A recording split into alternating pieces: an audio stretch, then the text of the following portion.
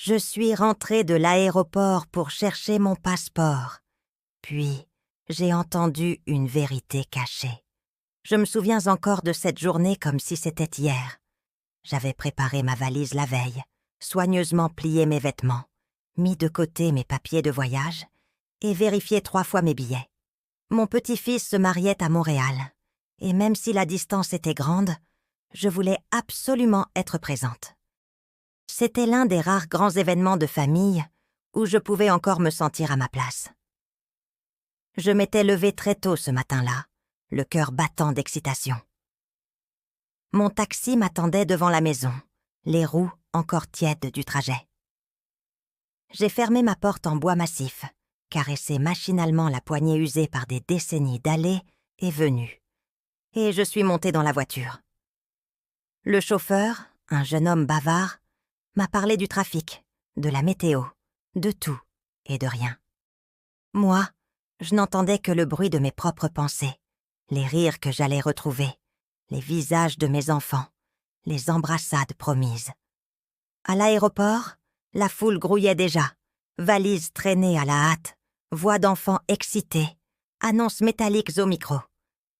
Je me suis avancée vers le comptoir d'enregistrement, avec mes billets à la main. Mais au moment où l'agent m'a demandé mon passeport, j'ai fouillé dans mon sac. Et je n'ai trouvé que le silence. Mon cœur s'est arrêté une seconde. J'ai retourné mon sac, ouvert chaque pochette, vérifié les doublures. Rien. « Madame sans passeport, vous ne pouvez pas voyager ?» m'a dit l'agent avec ce ton neutre qui vous glace d'un coup. Je sentais mes joues s'empourprer, mes mains tremblaient. La file derrière moi s'impatientait. On me regardait comme si j'étais une vieille femme étourdie, incapable d'organiser sa vie. Alors j'ai bredouillé une excuse, et j'ai quitté la file en serrant mon sac vide contre moi. Le taxi m'avait déjà laissé. Je n'avais pas le choix. Je devais reprendre un autre pour rentrer chez moi, chercher ce maudit passeport. Je me sentais humiliée, mais déterminée.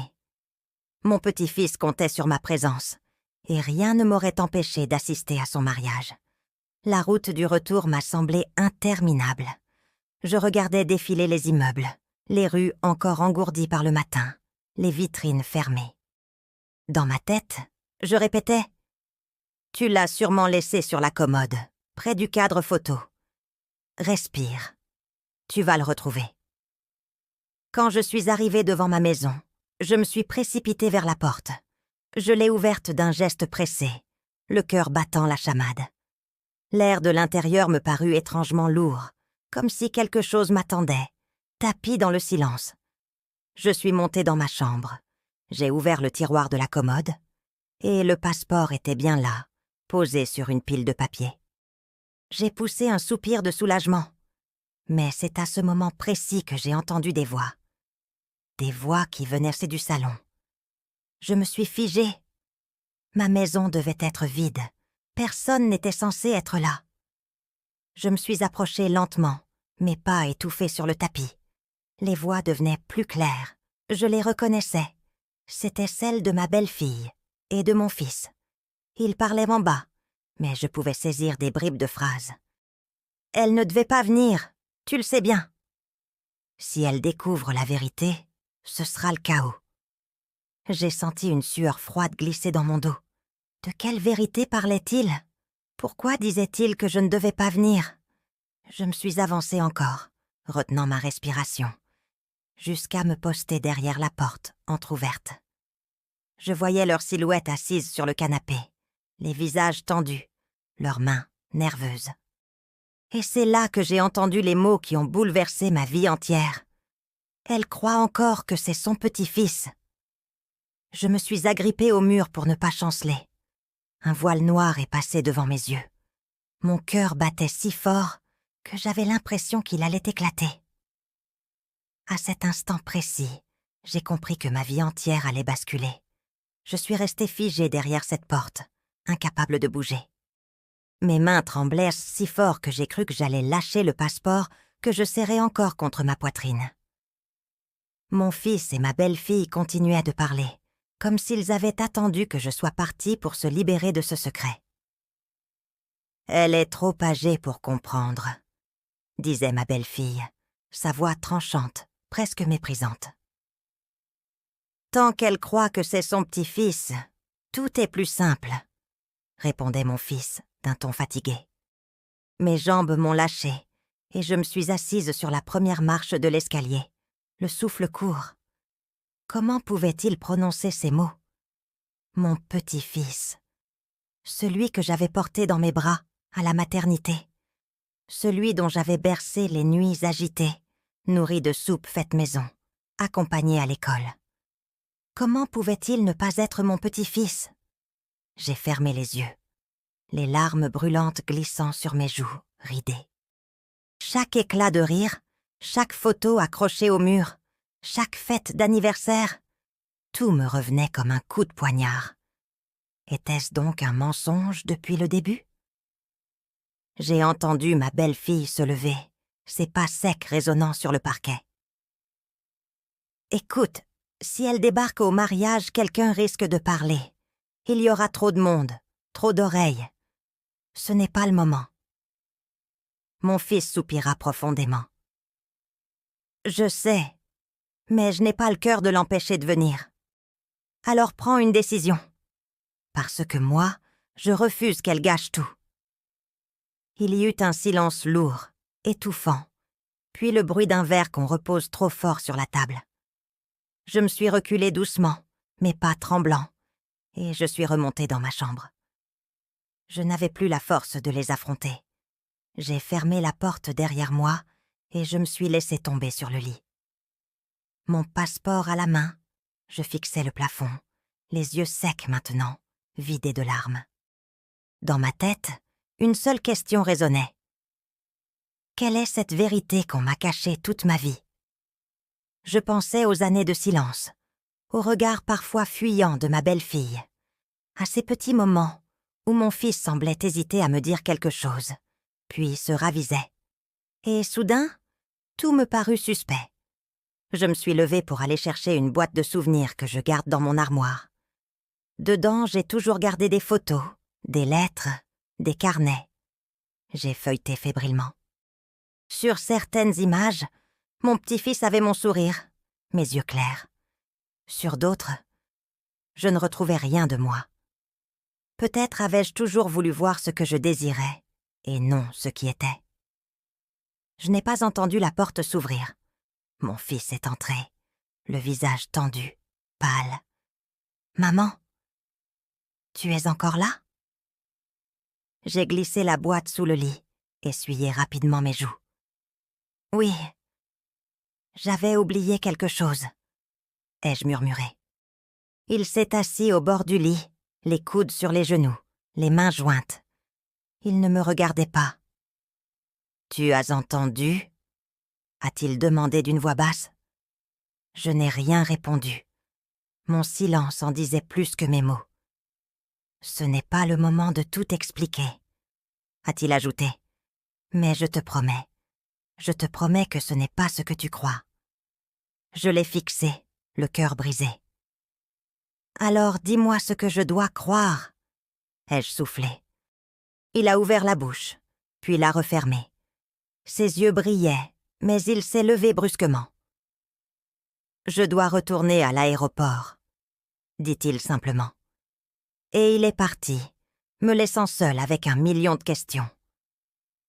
La maison est redevenue silencieuse, mais ce silence-là était insupportable. Je me suis allongée, le passeport toujours à mes côtés, incapable de décider si je devais prendre cet avion ou non. Tout en moi hurlait de vérité, de confrontation. Et pourtant, une partie de moi avait peur. Peur de découvrir ce qui se cachait derrière ces mots. Quand enfin le soleil s'est couché, projetant une lumière dorée sur mes rideaux, j'ai pris une décision. Je n'allais pas fuir. J'irai à ce mariage, coûte que coûte. Et là-bas, devant eux tous, je chercherai la vérité.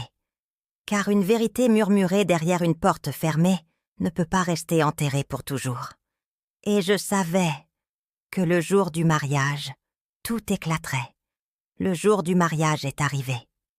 Je m'étais levée avant l'aube, le cœur lourd, mais le dos droit. Dans la glace de ma chambre d'hôtel, j'ai noué mon foulard bleu nuit, celui que mon mari aimait tant. J'ai choisi une robe simple, élégante, pour ne pas détourner l'attention. Mais à l'intérieur, je brûlais d'angoisse.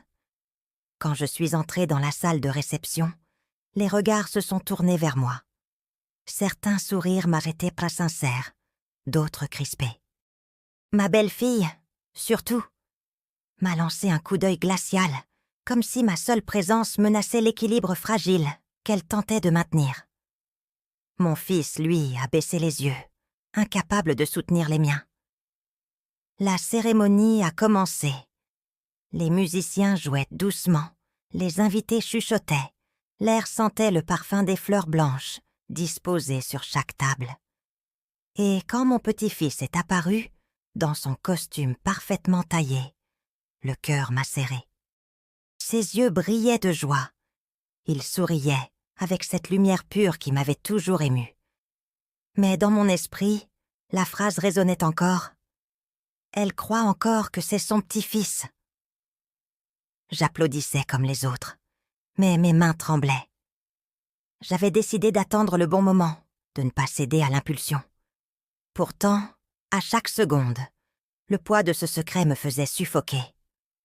Le repas a commencé. Je m'étais assise à une table un peu en retrait, entourée de cousins éloignés. Les conversations légères m'arrivaient mais comme un brouhaha lointain. Je regardais mon fils et ma belle-fille, assis à la table d'honneur, sourire figé, posture impeccable. Je les observais, comme une étrangère. Puis, au milieu du dîner, le maître de cérémonie a invité quelques proches à prendre la parole pour raconter un souvenir. Mon nom a été prononcé. Je me suis levée, le cœur battant, et toute la salle s'est tournée vers moi. J'ai marché lentement vers le micro. J'ai posé mes mains ridées sur le pupitre. Le silence est tombé, lourd, expectatif. Je voudrais dire combien je suis heureuse d'être ici. Ai-je commencé d'une voix douce. J'ai vu grandir ce jeune homme. Je l'ai porté dans mes bras, consolé dans ses larmes, accompagné dans ses rêves. Je me suis arrêtée un instant. J'ai croisé le regard de ma belle-fille, dur, tranchant comme une lame. Celui de mon fils, fuyant, presque suppliant. Mais, ai-je repris en inspirant profondément. Aujourd'hui, je me demande si on ne m'a pas volé quelque chose. Si la vérité ne m'a pas été cachée pendant des années. Un murmure a traversé la salle. Les invités se sont redressés, surpris. Mon petit-fils me regardait, bouche entr'ouverte, les yeux écarquillés. J'ai sorti de mon sac un document que j'avais retrouvé la veille au soir, dans mes affaires. Une vieille enveloppe jaunie, que j'avais conservée sans y prêter attention. En l'ouvrant, j'avais découvert un acte officiel, une déclaration de naissance, mais pas celle que je connaissais. Il y avait un autre nom, celui d'une femme inconnue, et une date légèrement différente. Je l'ai brandi devant la salle. Voilà ce que j'ai trouvé. Un papier qui dit que l'enfant que j'ai cru être mon petit-fils n'est pas celui que l'on m'a présenté. Un silence glacial est tombé. On aurait pu entendre tomber une fourchette. Ma belle-fille s'est levée d'un bond. « Ce n'est pas le moment, madame », a-t-elle lancé d'une voix sèche, presque paniquée. Mais déjà des chuchotements parcouraient la salle. Mon fils s'est levé à son tour, les larmes aux yeux. « Maman, je n'ai jamais voulu que tu l'apprennes comme ça. » J'ai serré le document contre moi. « Alors dis-leur la vérité, » ai-je dit, d'une voix ferme. Mon fils a respiré profondément. Ses mains tremblaient. Il s'est tourné vers la salle entière. « Oui, c'est vrai. Ce n'est pas ma mère qui a porté cet enfant. Nous n'avons jamais pu avoir d'enfant avec ma femme. Et nous avons adopté. Mais nous avons choisi de ne jamais le dire, par peur du jugement, par peur de perdre l'amour. » Des cris de surprise, des mains portées à la bouche, des regards indignés. Toute la salle réagissait, Mon petit-fils s'est levé à son tour. Ses yeux se sont remplis de larmes. « Alors, ce n'est pas ma vraie grand-mère » a-t-il murmuré. Le sol s'est dérobé sous mes pieds. J'ai voulu répondre, mais ma gorge s'est serrée. Toute la salle attendait ma réaction, suspendue à mon souffle. Et c'est là, à cet instant précis, que j'ai compris que tout allait basculer. Je sentais tous les regards fixés sur moi. Les yeux de mon petit-fils, ou devrais-je dire, de cet enfant que j'avais toujours cru être le mien, me transperçaient. Dans son regard, il n'y avait pas de colère, seulement une peur immense. Une peur d'être rejetée. Je me suis approchée lentement de lui, mes pas résonnant dans la salle figée. Chaque pas semblait peser une tonne, et pourtant, je n'avais jamais marché avec autant de détermination. Arrivée devant lui, j'ai posé ma main ridée sur sa joue. « Écoute-moi bien, » ai-je dit d'une voix tremblante mais claire. « Tu es mon petit-fils, peut-être pas par le sang, mais par chaque instant que nous avons partagé. Je t'ai aimé comme une grand-mère aime son enfant, et rien, ni personne, ne pourra changer cela. » Il a éclaté en sanglots et s'est jeté dans mes bras. Je l'ai serré si fort que mes bras en tremblaient. La salle entière retenait son souffle. Puis, comme une vague, des applaudissements se sont levés, timides d'abord, puis de plus en plus forts. Certains pleuraient, d'autres souriaient. Je me suis redressée, toujours tenant mon petit-fils par les épaules. J'ai regardé mon fils et ma belle-fille, pâles, démasqués. « Vous avez eu tort de cacher la vérité, » ai-je dit fermement. Pas parce que j'aurais cessé d'aimer cet enfant, mais parce que le silence et le mensonge détruisent plus que la vérité ne le fera jamais. Mon fils a baissé la tête. Des larmes coulaient bas sur ses joues. Ma belle-fille, elle, serrait ses mains tremblantes, incapable de prononcer un mot. Le mariage a repris, mais l'atmosphère avait changé. Ce n'était plus seulement une fête, c'était une confession collective. Et, étrangement, un soulagement. Comme si ce secret trop longtemps gardé avait enfin été libéré. Pendant la soirée, beaucoup sont venus me voir. Des cousins, des amis, des voisins. Tous me disaient la même chose. Que j'avais eu du courage, que j'avais su faire passer l'amour avant la honte. Moi, je ne répondais que d'un sourire fatigué. Je n'avais pas cherché à être courageuse. J'avais seulement voulu être vraie. Mon petit-fils, oui, je continuerai de l'appeler ainsi, est resté collé à moi une bonne partie de la soirée, comme s'il avait besoin de s'assurer que je ne partirais pas.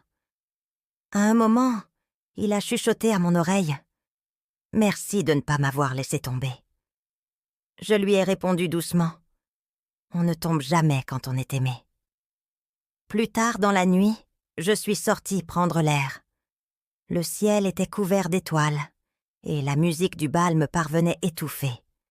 Je me suis assise sur un banc, seule, et j'ai laissé mes pensées m'envahir. J'ai repensé à mon mari, disparu depuis longtemps.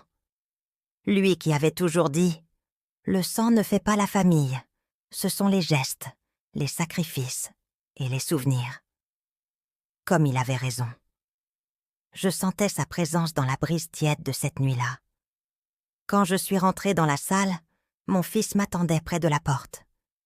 Il avait les yeux rougis, le visage marqué par la honte. « Maman, je suis désolée. J'ai cru que je te protégeais. » Je l'ai regardé longuement. « Non, tu me priverais surtout de vérité. » Il a hoché la tête, incapable de répondre. Je l'ai pris dans mes bras, malgré ma colère encore brûlante. Parce qu'il restait mon fils, malgré ses erreurs. La fête a continué jusqu'au petit matin. Mais pour moi, tout était déjà accompli. J'avais affronté le mensonge, j'avais sauvé mon lien avec celui qui, même sans mon sang, restait mon petit-fils. Quand je suis rentrée chez moi, le cœur était encore lourd, mais plus apaisé. La vérité avait blessé, oui, mais elle avait aussi libéré. Et au fond, Je savais que c'était ainsi que je voulais finir mes jours, entourée de vérités, même douloureuses, plutôt que de faux semblants. En refermant la porte de ma maison, j'ai murmuré pour moi-même, avec un sourire mélancolique. On ne choisit pas toujours sa famille par le sang, mais on choisit toujours par l'amour.